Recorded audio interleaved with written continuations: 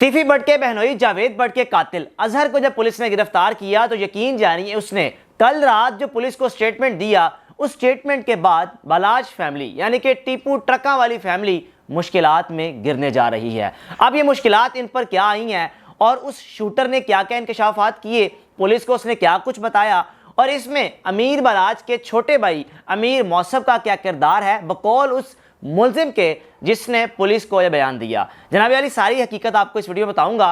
अब जावेद भट्ट के कत्ल के बाद पुलिस के लिए सबसे पहला जो चैलेंज था, क्योंकि जिस मुकाम पर जावेद भट्ट को कत्ल किया गया उस मुकाम पर जितने भी कैमरास थे वो काम नहीं कर रहे थे।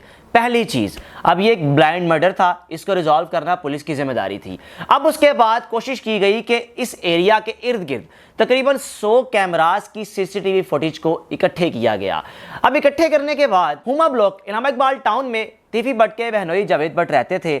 अब उनके घर के इर्द गिर्द जो कैमरास लगे थे उनको देखा गया कि एक मोटरसाइकिल सवार जिसका नाम अजहर है, जिसको पुलिस ने गिरफ्तार किया, उसने इंकशाफात किए, उसकी उम्र 60 से 65 साल के करीब है। इससे पहले भी वो इश्तिहारी रह चुका है, चोरी के मुकदमात उस पर दर्ज हैं।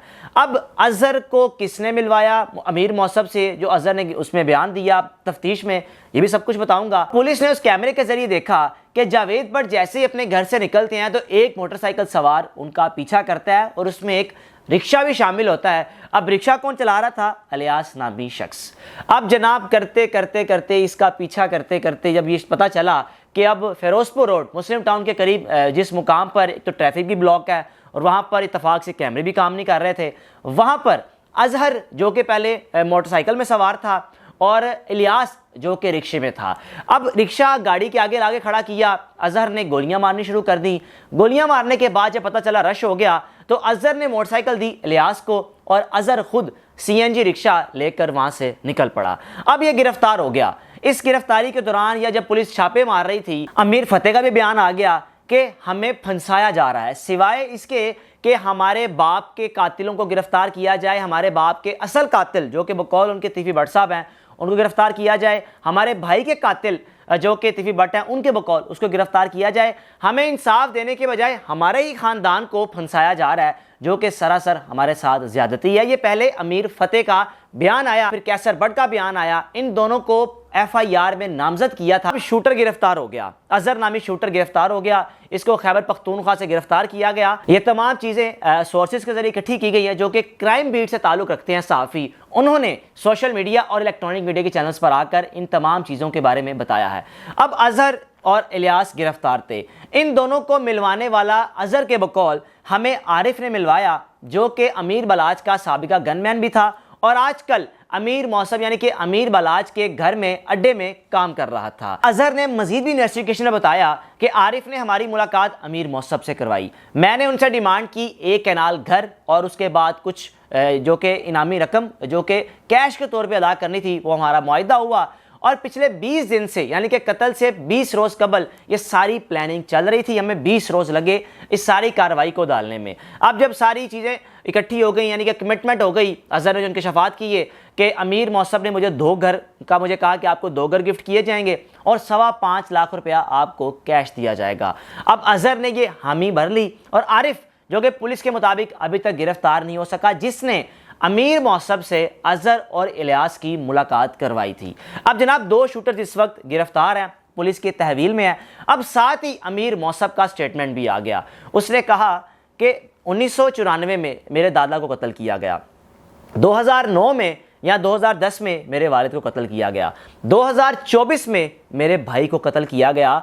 अभी तक हमारे ख़ानदान में यानी कि हमारी फैमिली से कुल मिला के, जो कि हमारे घर में गनमैन भी होते थे, जो हमारे मुलाजिम भी थे, कुल मिलाकर 25 से 30 अफराद हमारे कत्ल हुए, लेकिन आज तक तीफी भट्ट को गिरफ्तार नहीं किया गया जो कि हमारे मुताबिक असल मुजरिम है और उसी ने मेरे दादा, मेरे वालिद और मेरे भाई को कत्ल करवाया।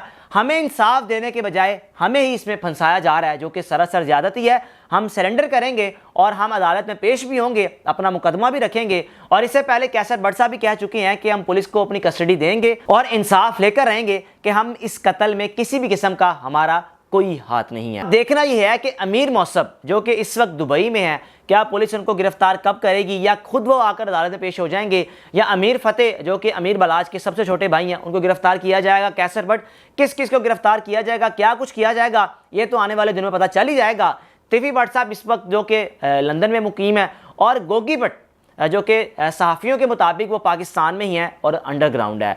अब ये केस किस तरफ जाएगा, और ये केस लग रहा है कि ये आने वाले वक्तों में इस दुश्मनी में खुदा न खास्ता मज़ीद शिद्दत नज़र आएगी कि जैसे ही उस शूटर ने यह बयान दिया, अब पता नहीं वो बयान दिलवाया गया या क्या हकीकत है, ये सारा कुछ तो पुलिस अपनी इन्वेस्टिगेशन में बताएगी और आगे प्रेस कॉन्फ्रेंस के जरिए बताएगी, या फिर जब अमीर मौसम अपने आप को पुलिस की हिरासत में देंगे यानी सरेंडर करेंगे, वो क्या स्टेटमेंट रखते हैं, क्या पुलिस उनको आगे से रिस्पॉन्स करती है, ये तो आने वाले दिनों में पता चल ही जाएगा। बहरहाल अमीर बलाच का जो कत्ल हुआ उसके बाद जो अमीर बलाच को गोलियां मारने वाला शख्स था उसको भी मौके पे मार दिया गया। फिर बाद में बीच में एहसन शाह आ गया।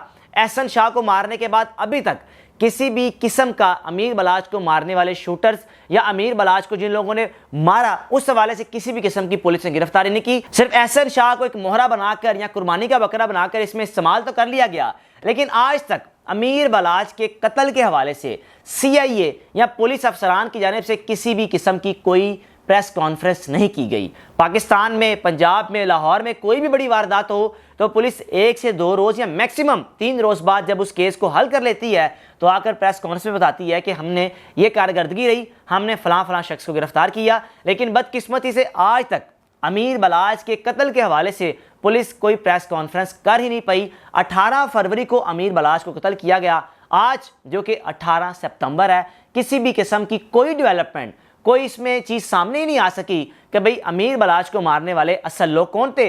और बाद में एहसन शाह भी एक मुबैना मुकाबले में कत्ल हो गया, और अब इस वक्त जावेद भट्ट जो कि तिफी भट्ट के बहनोई हैं वो भी कत्ल हो गए।